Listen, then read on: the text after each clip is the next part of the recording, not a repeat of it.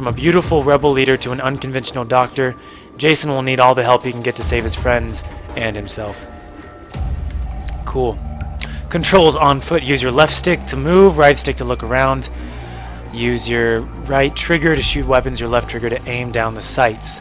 Different weapons have different types of firing, from semi-automatics to fully automatics and more. Aiming down the side of your gun gives you more precision.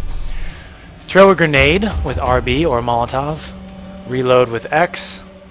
Interact with X. Heal yourself with Y. If you have medicine, you'll heal a large amount of damage quickly.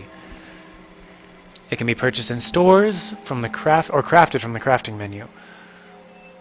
If you run out of medicine, holding Y will perform first aid, which heals you for free, but heals you less and takes longer to perform. You can use first aid to heal as often as you need. Okay, cool. So if you run out of medicine, you can still... That's good. Might make it a little bit easier, but it's good for anyone who needs more help. Click right stick down to perform a melee. A takedown.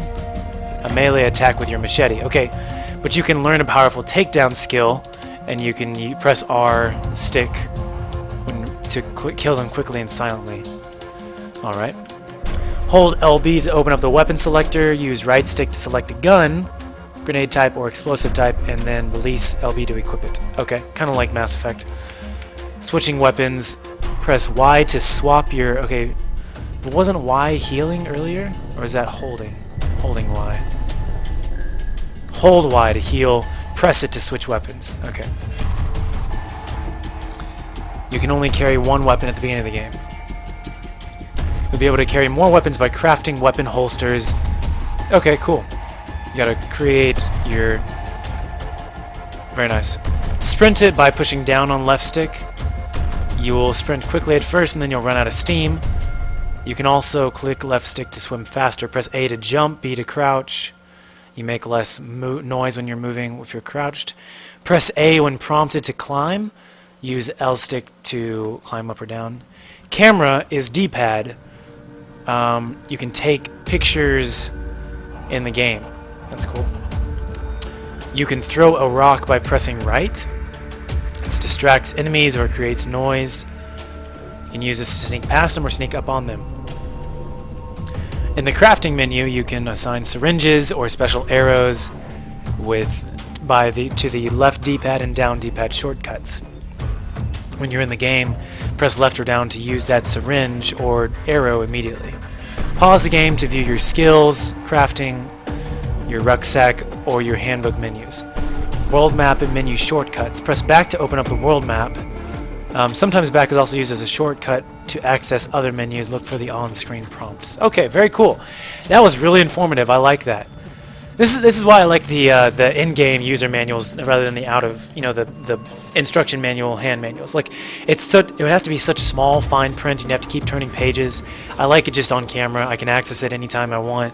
I like this. It's cool. Nice design. Ubisoft, you're doing good. Controls in vehicles.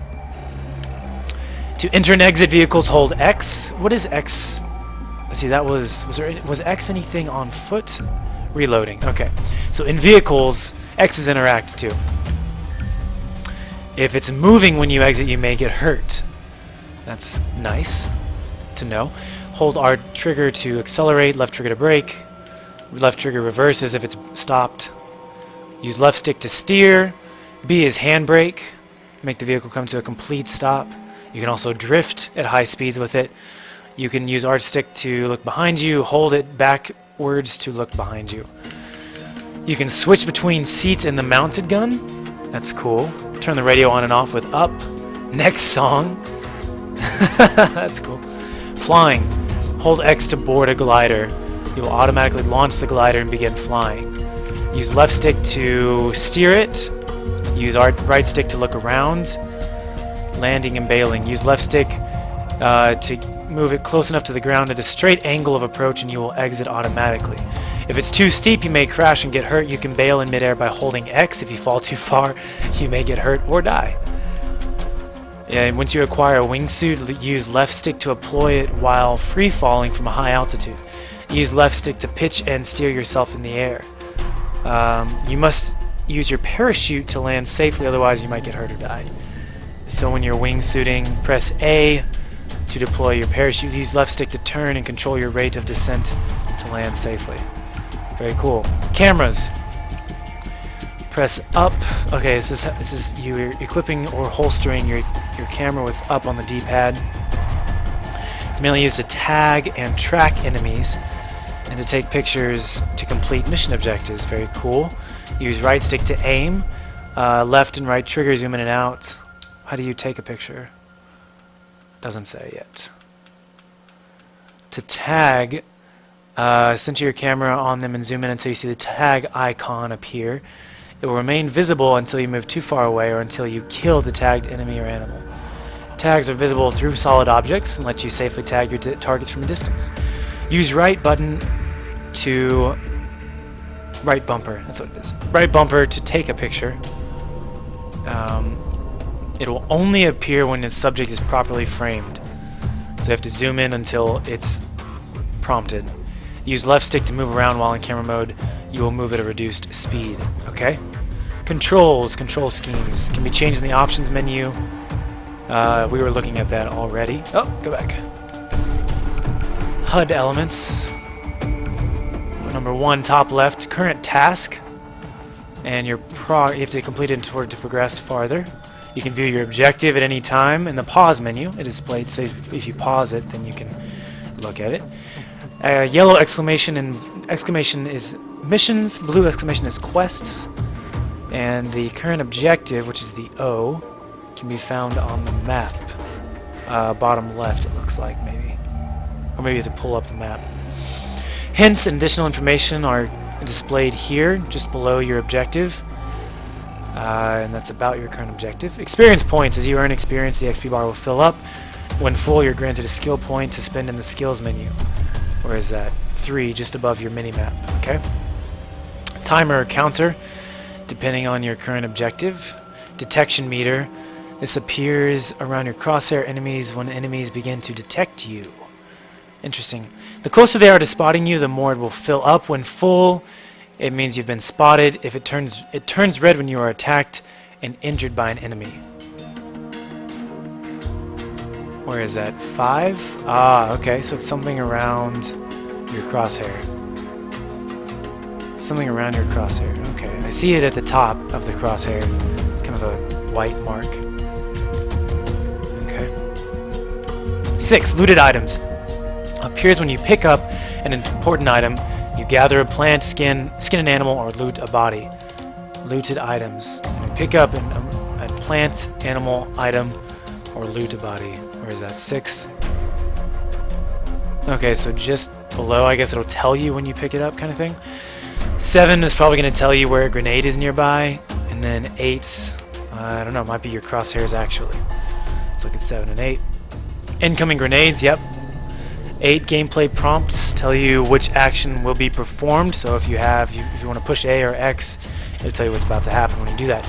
9 are the subtitles at the bottom, if it's because they've been enabled, which we have. 10 displays the money. I think that was right, somewhere along the right.